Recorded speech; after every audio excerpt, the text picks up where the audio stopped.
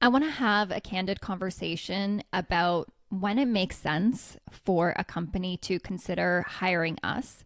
We're somewhere in the middle between an operations team member and, in some cases, an engineer. And we can get into the engineering side of it later in this episode when we talk about integrations. But first, starting with just the operations side of things, I think most companies have an ops person on their team, and that person is meant to be responsible to build out the company's processes and work with the entire team.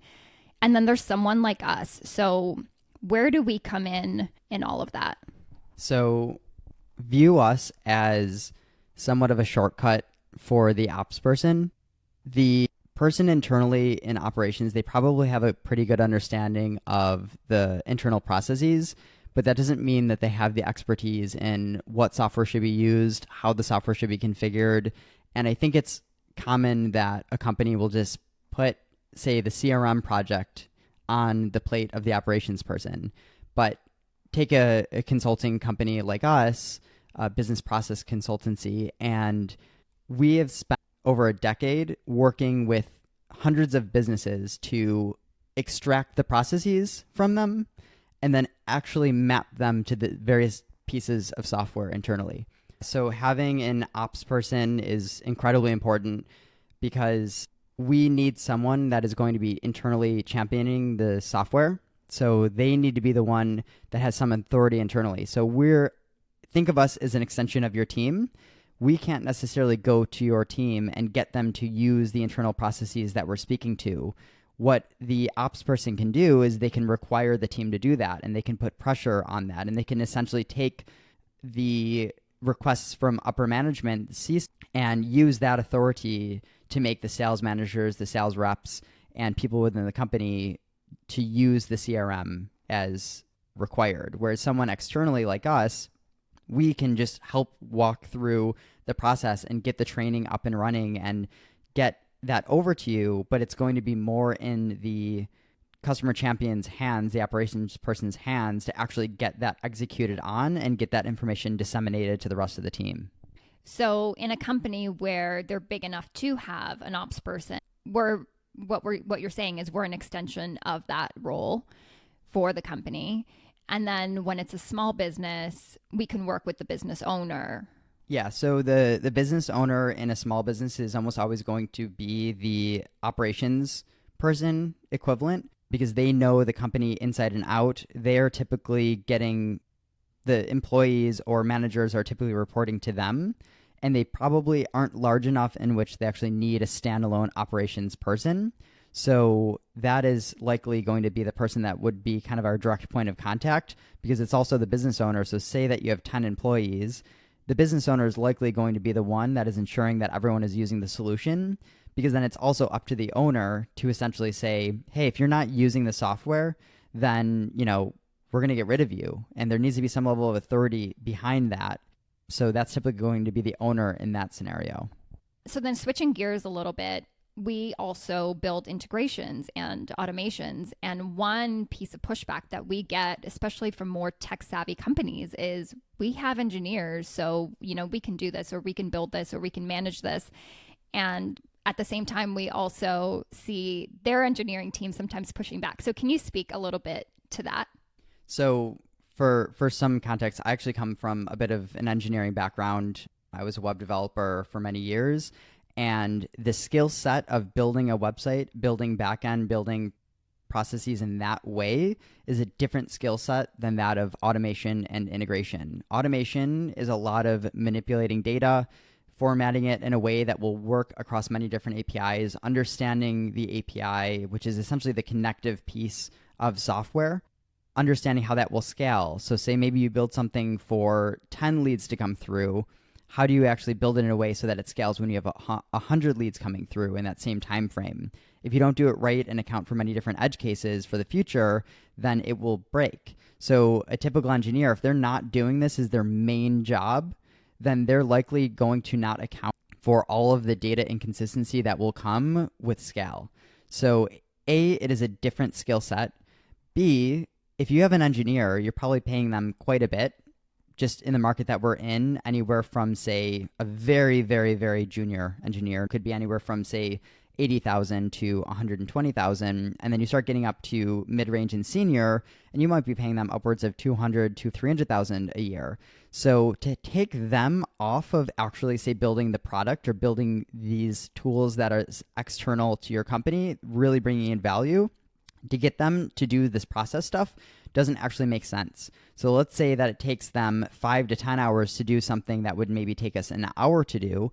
You're actually paying them about 5 to 10 times more than you would be paying us for the same result. And the truth of the matter is it's likely not going to be the same result. It's going to be a result that doesn't have a lot of the edge cases and thought through that we've developed over the course of a decade to put into place. So view engineers as your highest value pieces within the company. They should be the ones in that is actually bringing higher valuation to your company. When you're a small business, you might not have many engineers, so that becomes less of a problem. But when we are working with, say, SaaS businesses or highly technical companies, it very quickly comes into, we want our engineers to be doing this.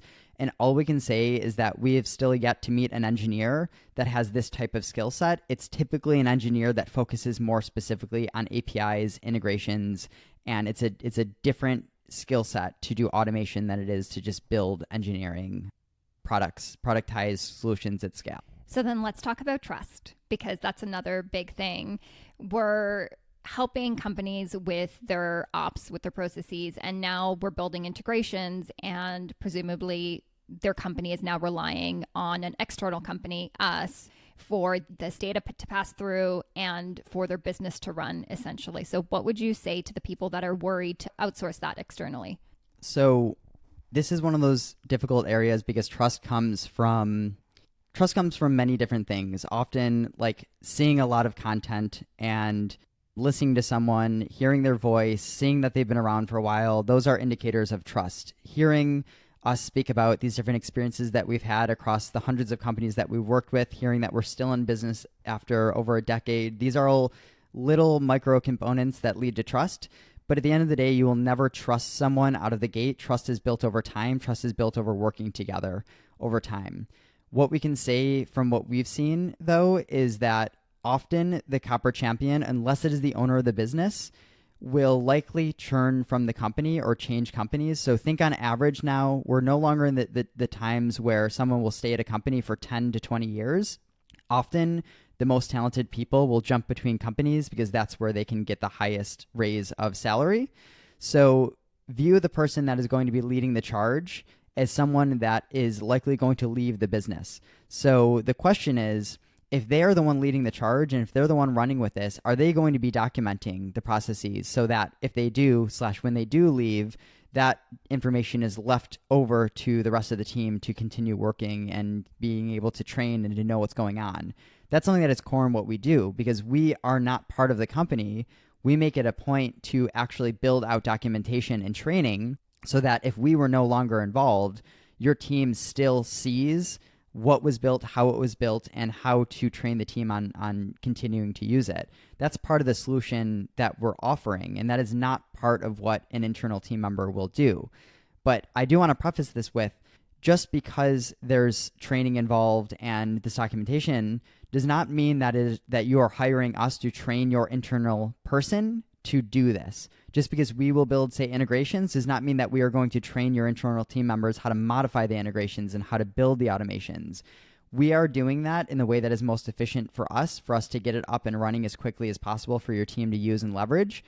But that does not mean that our goal is to train your team on how to build all of this stuff, because now we're talking about literally training a team member on how to build automation. That is just not a good use of time, and that's also just not what we're charging for. That's not a service that we're offering. It's taken us, 5-10 years to learn this. That would be more the path of us building, say, a course or something of the sort. So view your internal team members as people that will likely churn from the company. If you're the owner of the company, that's probably one of the best scenarios, actually, for us to be the main direct person that we're interacting with, because they're likely to not churn from the company, and they can at least take this information and knowledge along with them. But every part of the way, you just need to view it as the team member that is going to be directly interfacing with us is likely going to leave the company. So how do you actually plan for that? And also have this in a way external with a lot of thought. Because it's external, we put a higher pressure on documentation. When it's internal, there's less of a pressure on documentation. So we're already planning, because most of our customers, it is not uncommon for them to have employees that leave the company. That's just part of the process. That is what we are used to seeing every 1 to 2 years. So we're already planning for that. Often people are within their company are not planning for that, or they think it's not going to happen. It will happen. And when it does, it's better to be prepared for it versus having all that information also leave the door with that person leaving. Yeah, because we see that quite a bit. And then another thing that happens is that when an employee leaves, another one comes in and they may want to implement a different software stack, which is troublesome because that causes a shaky ground for the rest of the company. Yeah, I think one of the most difficult things that we see is when there is internal churn within a company, or someone role switching out, or someone moving to a different role and someone going into that prior role, is there's typically someone that's going to say, hey, in my prior job, I used this, I would like to use this. And we already have systems and processes in place for the specific software at hand. And there's often a very good reason as to why we chose the software stack that we did. And that's where we also need to be involved in any ideas and discussions of software changing internally. You need to view us as someone that is part of your team. Every decision that you are making really should be ran through us. Even adding a custom field into the CRM, look at us as someone that wants to help with that. We want to make sure that any changes you make will not lead to issues happening. And there's no way to get someone trained up to speed on knowing that if they change a field or they add a value to a drop-down field, that may break the API. So when data pushes over to it, it will no longer work and will break it. So we are the ones that will be able to call that out if we hear you talking about, hey, we want to add a couple more fields, we want to change out some software. All of this should be a discussion. There should be a lot of conversation around this happening. And anyone coming in and just leading that, they will probably put that software in, and then they will leave the company or leave the role. And then all of a sudden what they've done is just added something to the stack that no one knows how to use and no one knows why that has happened. So often what we would do is we will reference a lot of prior email exchanges. We'll reference some of the documentation that led us to get to the decision of where we did, why we chose what we chose, to at least get that person to realize why we did what we did, to show that there's been a lot of thought that has gone into this. Getting someone into one of these core roles, it's not their job to come up with the best stack and the best software solution. That's our job. You are meant to be the person that helps disseminate this information to the rest of the team and to get the team using it consistently and to get the early changes into the solution through conversing with us and interfacing with us to figure that out. So a benefit, I suppose, of working with us is that you can expect more consistency across the board and more stability in your software stack and your processes when it comes to your CRM and extended tools. Okay, so final question.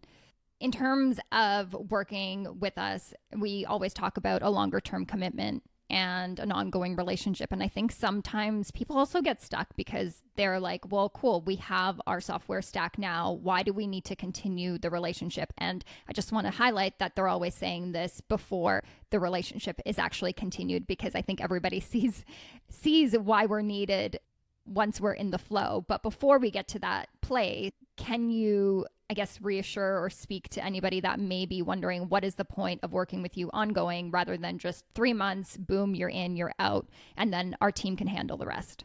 So when you hire someone like us, we are spending the first 1 to 2 months trying to deeply understand the unique needs of your business. So it wouldn't make sense for us to invest as much time as we do if we were planning on just building something, walking away, and not having any more involvement.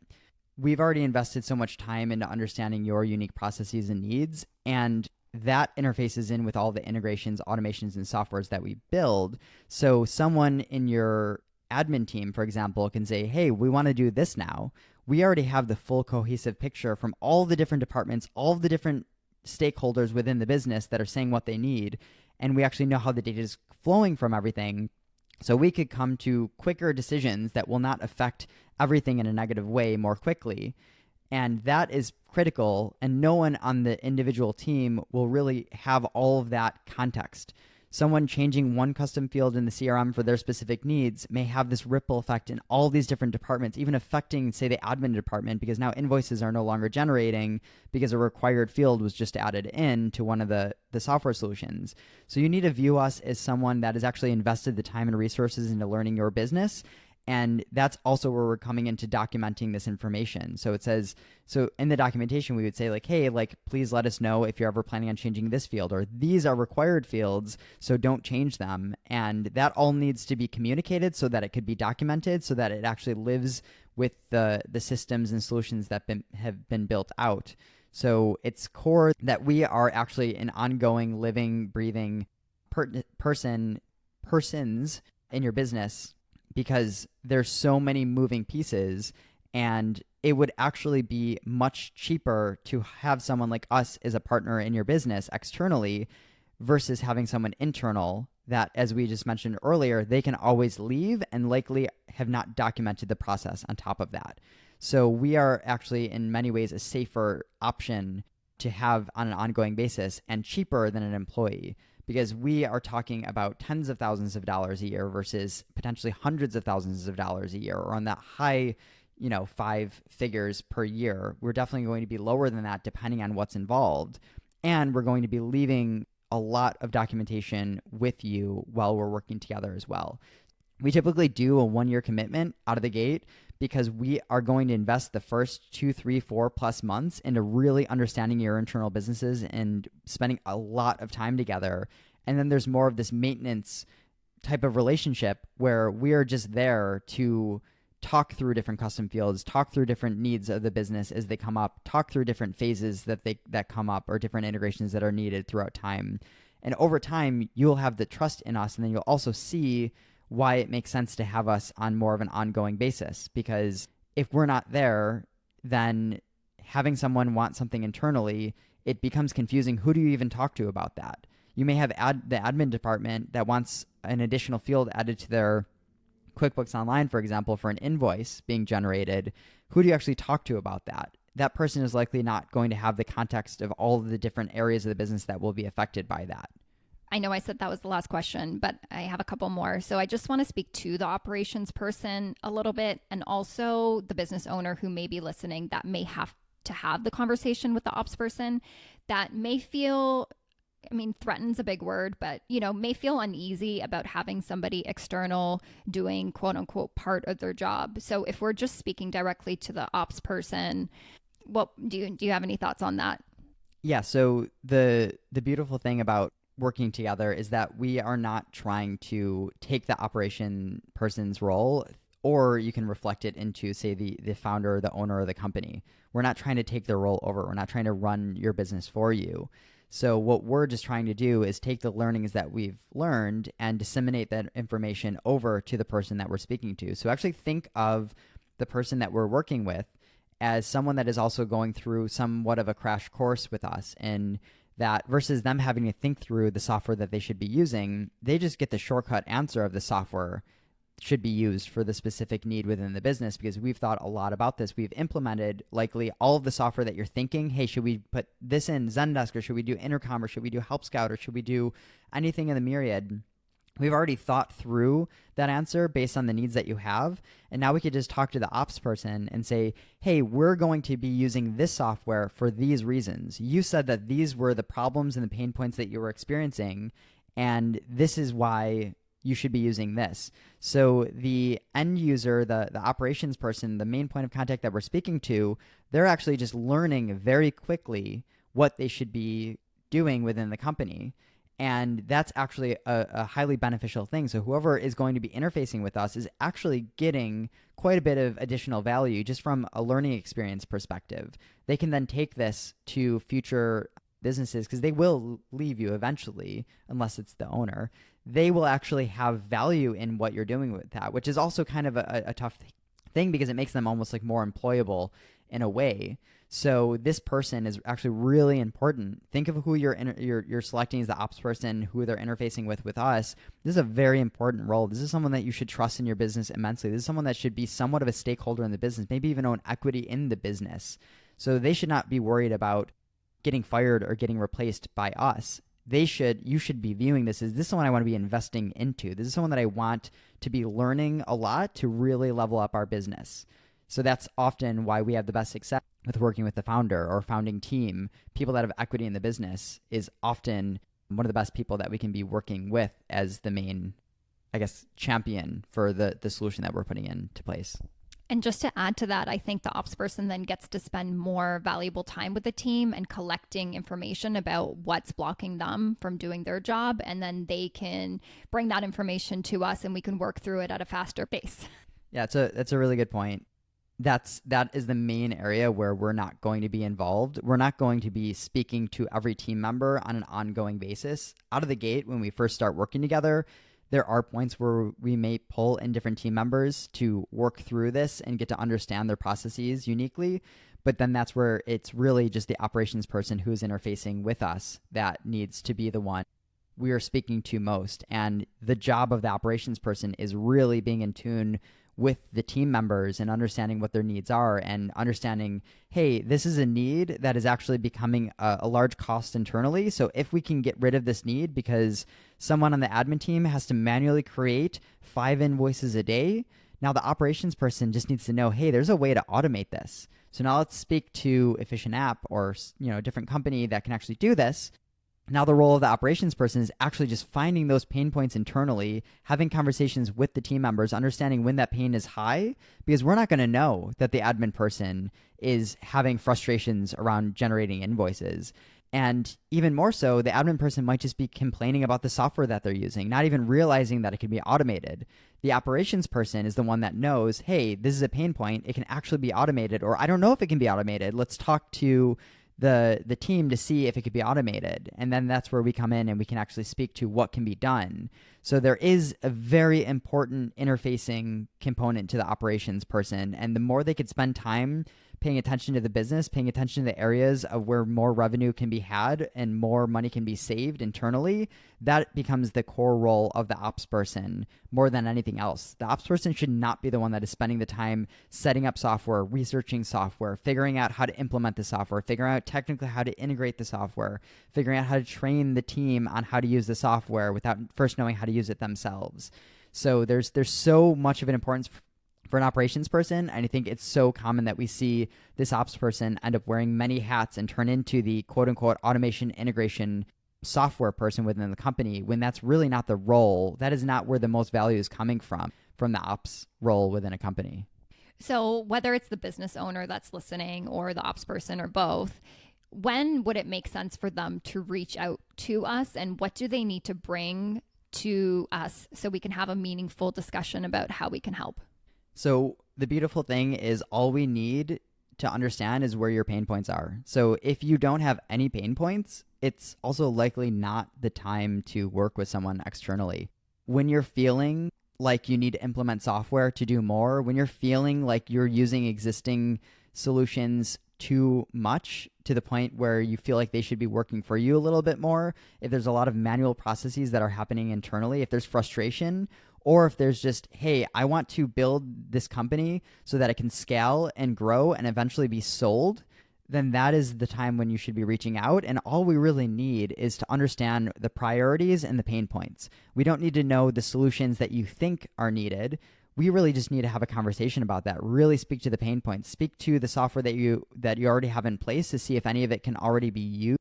But also we need you to be open-minded to be able to be willing to change the software and processes that are in place. Because after our conversation, we may realize that a lot of the supplementary software that is in place may not be the right solution for scale.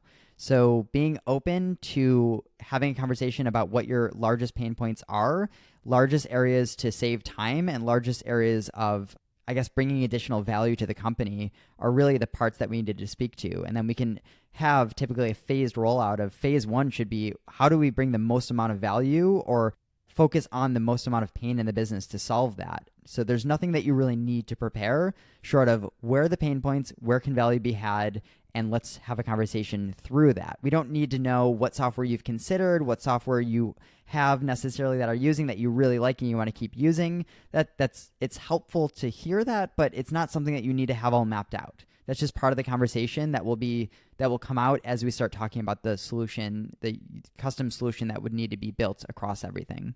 Cool. So pain points and an open mind is the recipe. Okay, I think this wraps it up. Any final thoughts that you want to add? Nope. That's all. Cool. All right. Thanks for listening.